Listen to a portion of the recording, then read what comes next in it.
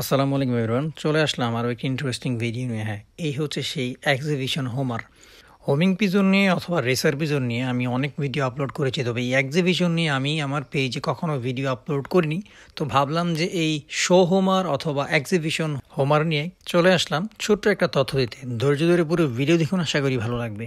Exhibition homer, show Homer অথবা homing pigeon, beauty Homer, মানে এই যে কবুতরগুলো, এগুলো কিন্তু সবগুলোই একটা ব্রিডের সাথে কানেক্টেড।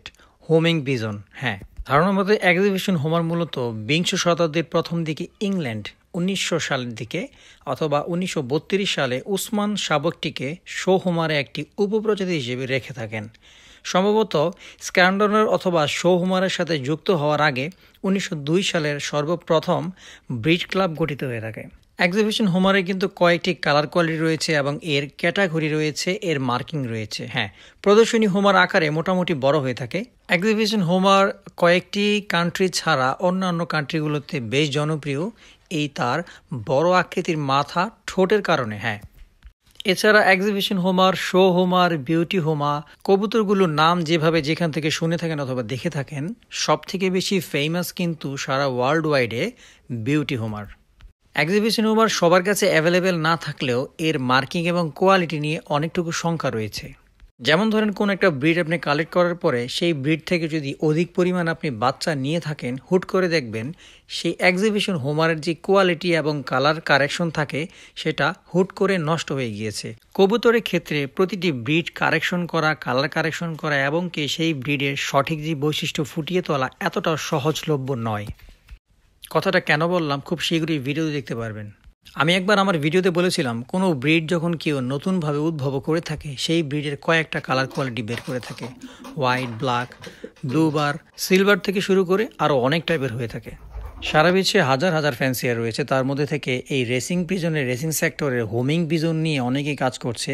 বিউটি হোমা, শো হোমার, এক্সিবিশন হোমা, মানে এই হোমা প্রজাতির যতগুলো কবুতর রয়েছে তারা তাদের কালেকশনে এই কবুতর ব্রিডগুলো রাখবে এবং কি কালার কারেকশন, কালার কোয়ালিটি, সঠিক মার্ক যে ব্যাপারগুলো থাকে সেগুলো স্বচ্ছ সুন্দরভাবে বজায় রেখে তারা আরও একটি কবুতরকে উন্নত করার সর্বোচ্চ প্রচেষ্টা চালিয়ে যাচ্ছে এখনও পর্যন্ত। এই হোমার সবথেকে গুরুত্বপূর্ণ বিষয় হচ্ছে তার মাথা। মাথা সবচেয়ে গুরুত্বপূর্ণ বৈশিষ্ট্য হচ্ছে এর প্রতিটি অংশ আলাদাভাবে বিস্তারিত করা প্রয়োজন এবং কি এর চোখ অনেকটা মাছের চোখের মতো সাদা থাকতে হবে।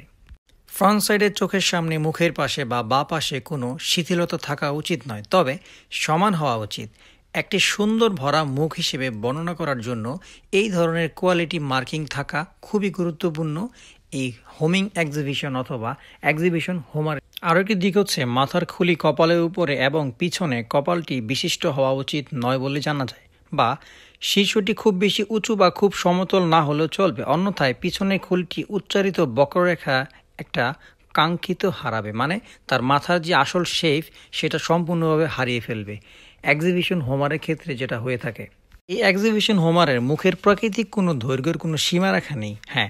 চৌচুর পয়েন্ট থেকে শুরু করে আই সেন্টার পর্যন্ত বর্তমান সময়ে বিজয়ী সাধারণত দৈর্ঘ্য 2 ইঞ্চি হতে পারে অথবা 50 মিলিমিটার। মূল কথা হচ্ছে, কোনো একটা ব্রিড সম্পর্কে অথবা কোনো একটা ব্রিড নিয়ে কাজ করতে গেলে সেই ব্রিড সম্পর্কে টোটাল হিস্ট্রি এবং তার সকল মার্কিং থেকে শুরু করে কোয়ালিটি সম্পর্কে সম্পূর্ণ একটি তথ্য সংগ্রহ করতে হবে এবং কারো কাছ থেকে বুঝে নিতে হবে। তারপরই আপনি কোনো ভালো মানের কবুতর দ্বারা ভালো কিছু করতে পারবেন অথবা কোনো ব্রিডকে সেই বৈশিষ্ট্য ছাড়িয়ে অন্য বৈশিষ্ট্য নিতে পারবেন, আপগ্রেড করতে পারবেন। এক্সিবিশন হোমারের কয়েকটি কোয়ালিটি রয়েছে, তার মধ্যে এটা হচ্ছে আরও একটি অন্য টাইপের কোয়ালিটি। খুব ভালো করে খেয়াল করে দেখুন, সেই একটা ব্রিড থেকেই এত টাইপের মডিফাই করা হয়েছে। তবে যত ধরনের কবুতরই চলে আসুক, পৃথিবীতে সর্বপ্রথম একটি কবুতরকেই আদি কবুতর হিসেবে ধরা হয়ে থাকে, সেটা হচ্ছে ফেরাল রক, মানে বুনো কবুতর। সেই বুনো কবুতরের কালার বিবর্তনের সময়ের আবর্তনের ফলেই কিন্তু এত টাইপের, এত ধরনের কবুতর আজকে আমরা এই সারা বিশ্বে দেখতে পাচ্ছি। তো যাই হোক, আজকের ভিডিও পর্যন্ত ছিল। কখন আবার নতুন কোনো ভিডিও নিয়ে হাজির হব। সবাই ভালো থাকেন, সুস্থ থাকেন। আসসালামু আলাইকুম, আল্লাহ হাফেজ।